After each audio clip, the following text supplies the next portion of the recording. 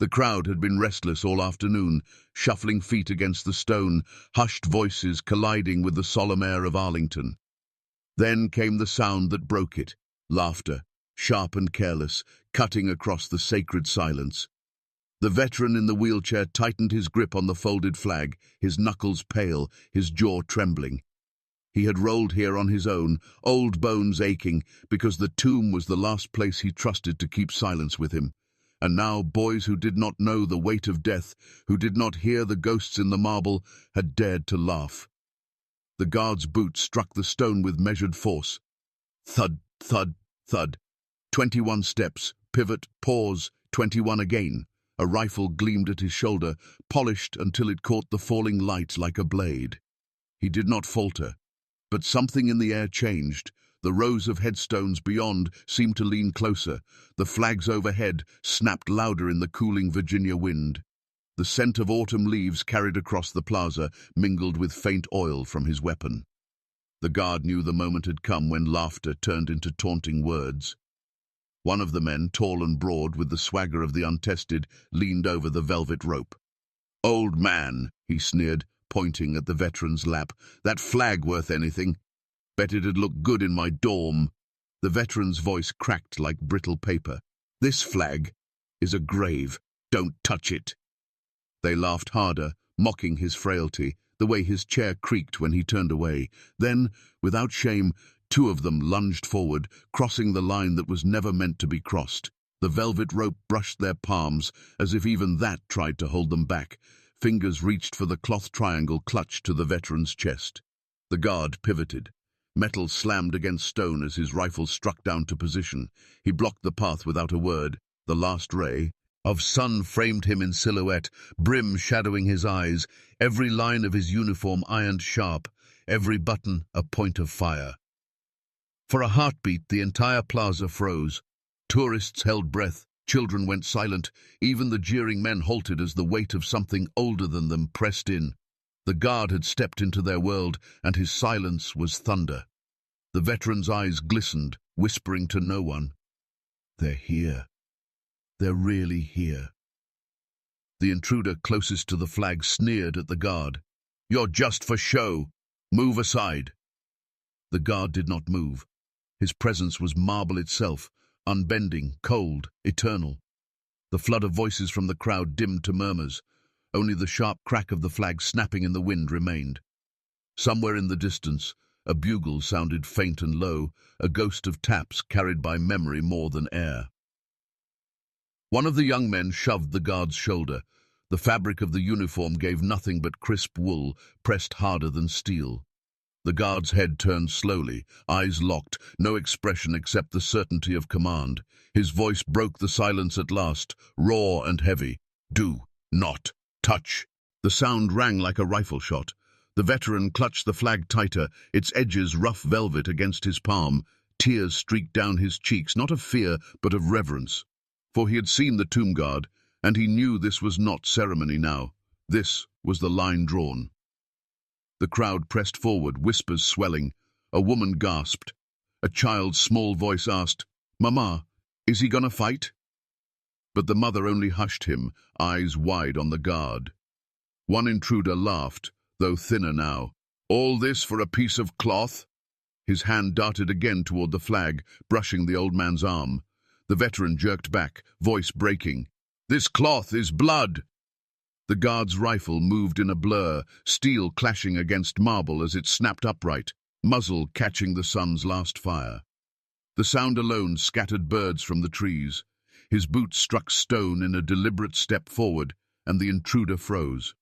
Behind the guard, the tomb loomed pale and vast, its carved words watching.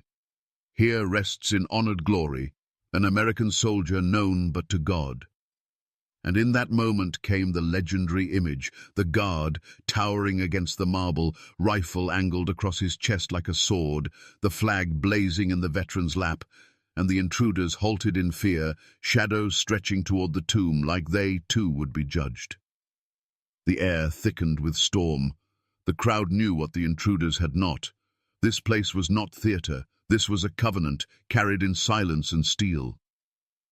Then it happened. One of the men, defiance still flickering in his eyes, lunged low. His hand closed on the flag's edge, jerking it from the veteran's lap. The old soldier cried out, voice torn. The cloth fluttered half free, stars glinting in the dying light. And the guard stepped forward, rifle gleaming, the line shattered. Twilight bled across Arlington as shadows stretched long over the plaza. The white marble of the tomb glowed faintly against the deepening sky, as if the stone itself carried its own light. The crowd that had gathered whispered in low, uneasy tones, but none dared step closer. They watched, waiting, as if history were about to carve another name into itself. The intruders stood firm, flag corner clenched in the leader's fist. The veteran wheeled forward, trembling, his voice rough with grief. "Give it back! You've no right!" His words were a plea and a command, both trembling like the leaves overhead. The scent of cooling air carried faint gun oil, sharp and metallic. The guard stepped forward, his boots striking stone with a rhythm that echoed louder than the crowd's murmurs. He brought his rifle down with precision, the sound ringing like iron on a bell. The men flinched, but their bravado returned in a sneer. "Just ceremony," the leader muttered. "All dress, no bite." The guard's eyes lifted beneath the shadowed brim of his hat. They fixed on the men with a weight that crushed arrogance. He said nothing. He did not have to. The rifle's bayonet gleamed as he angled it slightly, and the sound of its steel against the sling bolt hissed through the stillness. Click. Shh. The air itself seemed to recoil. The veteran reached for the flag again, but the leader yanked it higher, out of his grasp. The old man gasped, wheezing, "That flag covered a coffin." His words struck, raw and broken. The crowd shifted, uncomfortable, some near tears. One of the younger intruders smirked. "It's just cloth, old man, just colors." The guard moved. His voice, when it came, was stone. "That cloth is blood." The sound hung in the plaza, heavy, final. The tourist who had been murmuring fell utterly silent. Even the intruders blinked, caught off guard by the thunder hidden in his calm. Lightning cracked far off over the Potomac, briefly painting the guard's face in pale fire. His jaw was steel, his eyes unblinking. The veteran whispered, "Don't let them desecrate it." His frail hand fell back to his lap, powerless, trembling. The leader stepped closer, chest puffed, flag still in his grip. He spat on the ground, then tilted his head toward the tomb. "What about that one? Empty stone. No names, just marble. Doesn't mean anything." The crowd gasped, as if he had blasphemed in a church. A woman near the front covered her mouth, tears spilling. The veteran's head dropped, shoulders shaking in silent grief. The guard's rifle slammed back into ready position with such force, the sound cracked across the marble plaza like thunder. The echo rattled the ropes, made the flag in the intruder's hand shiver. The guard's voice came again, harder, stripped bare of mercy.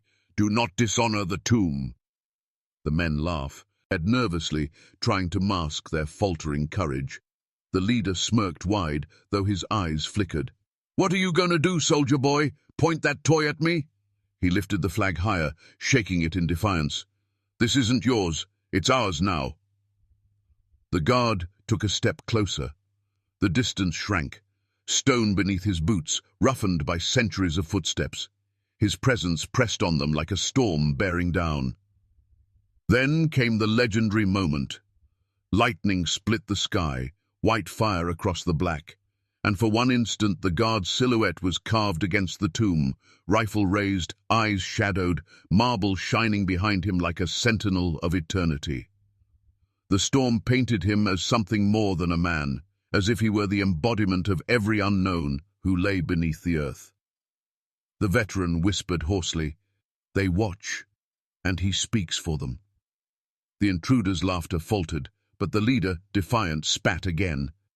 This time his spittle struck the very steps of the tomb. The crowd screamed in outrage, gasps, shouts. A woman cried, "How dare you!" The sound thundered, but none was louder than the silence that followed. The guard, still as the marble itself, bayonet glinting, shoulders squared. And then, in a voice low but lethal, he spoke once more. "You will answer." The sky growled, storm rolling closer, and the plaza held its breath, for something terrible had just been unleashed. Night fell hard over Arlington.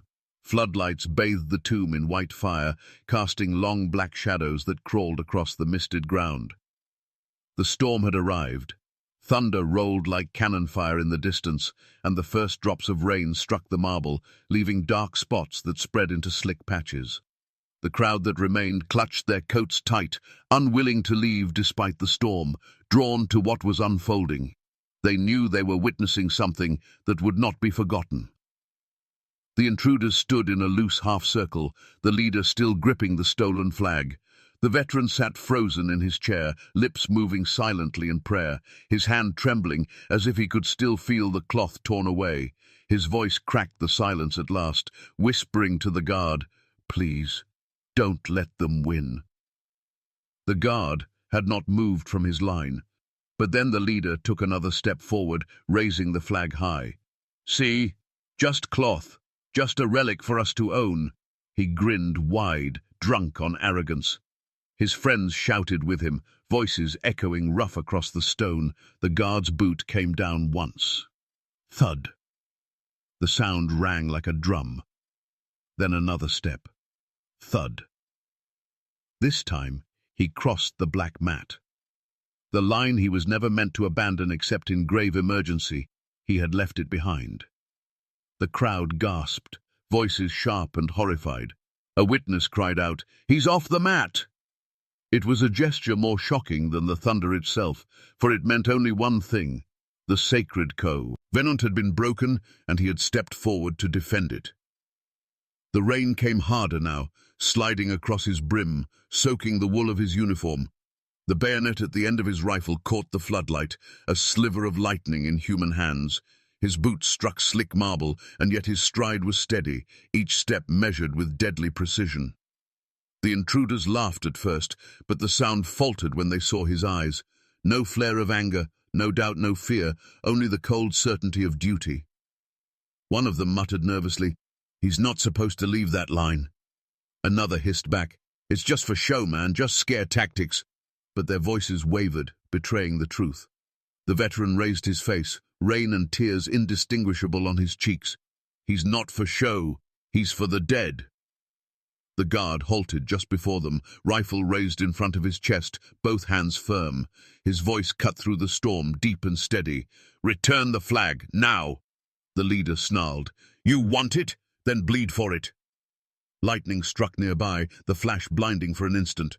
When sight returned, the guard's figure stood framed in white fire, bayonet angled across his chest, rain pouring down his face, marble behind him glowing like a shrine. It was no longer ceremony, it was judgment. The intruders surged forward in sudden rage, shouting, emboldened by their own recklessness. The veteran cried out, his voice breaking, "No!" The crowd screamed in panic, feet shuffling back against the ropes. But the guard did not move backward. He advanced, his boots hammered the stone, water splashing up with each step. The storm roared, the floodlights gleamed, and the guard's voice thundered once more. "You will not pass." The flag fluttered in the leader's hand, wet and heavy, its stars and stripes catching the white glare of the lights. For a heartbeat the world froze, the flag raised, the rifle leveled, the veteran watching through tears. And then the clash came. The storm reached its fury at midnight. Rain hammered the plaza in sheets, water cascading down the marble steps, pooling across the stones. Floodlights cast hard white glare through the downpour, turning every drop into silver fire. The tomb stood unmoved, eternal, as if daring the storm itself to try and desecrate it. The guard faced the intruders head-on, rifle across his chest, body soaked through but unbroken. His wool uniform clung heavy, his gloves slick, but his grip was iron. He had become a wall between arrogance and honor, between mockery and the silence of the fallen. The leader lunged first, flag gripped in his fist. He swung it like a taunt, edges slapping wet against the guard's sleeve. "Come on, statue! Stop me!" he shouted through the rain. The guard's boot crashed forward, rifle angled low, forcing the man back with precision. He didn't strike, not yet. His voice was gravel, dragged across stone. Respect the dead. The crowd, smaller now, huddled under umbrellas, too spellbound to flee. They gasped when another intruder shoved hard into the guard's chest. The rifle butt cracked against marble as it braced the blow. The guard staggered one step, then rose straight again, eyes burning beneath the brim, dripping with rain. The veteran's voice trembled out of the storm, almost a prayer. "Hold fast, soldier, hold fast!" His hands clutched the armrests of his chair, nails biting into the worn leather. Two intruders surged at once. A fist slammed into the guard's arm, another into his shoulder. He staggered, knees bending, rifle clattering against stone as it slipped for a heartbeat. The crowd cried out, horror echoing against the plaza. But then came the legendary moment. The guard, on one knee, rain pouring over him, reached down, fingers curling around the slick wood of his rifle. He rose slow, deliberate, every inch defying the weight of fists, of storm, of disrespect. He stood taller than before, eyes locked, rifle steady across his chest once more. In that image, drenched, battered, unyielding, he was no longer one man. He was every man who had ever fallen nameless into the earth. One of the attackers faltered at the sight. "He's not human," he muttered, fear creeping into his voice. The leader snarled and shoved forward again, flag still clenched. He slammed his shoulder into the guard's chest, teeth bared in rage. The guard absorbed it, boots sliding an inch on wet marble, then holding firm. He pressed forward with unbreakable force, every motion controlled, honed by endless hours of training and an oath carved into bone. "Stand down," the guard commanded, words clipped, sharp as bayonet steel. The men struck again, fists and shoves, but the guard deflected, absorbed, redirected. He did not swing wild, did not break discipline. His strikes were measured, rifle butt slamming against stone to block, shoulder pivoting to absorb, boots anchoring deep into the slick ground. He fought not with rage, but with the weight of eternal duty. The veteran whispered through clenched teeth, voice hoarse, "Don't give them the flag. Don't let them take what we bled for." His head bowed as if in prayer, his body shaking, but his words carried through the storm like scripture. Lightning ripped across the sky, illuminating the melee in stark white, fists striking cloth, rain exploding in sprays off the rifle, marble reflecting crimson from emergency lights flickering on the edges of the plaza.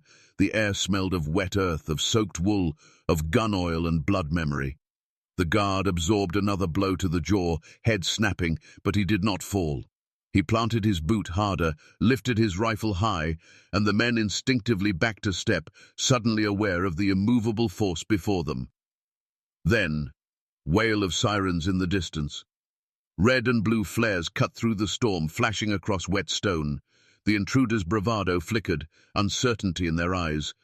The crowd's whispers swelled with relief and dread all at once. The guard did not look toward the sound. His eyes never left the men, rain streaking down his face like tears he refused to show. "You have already lost," he said, voice low, final.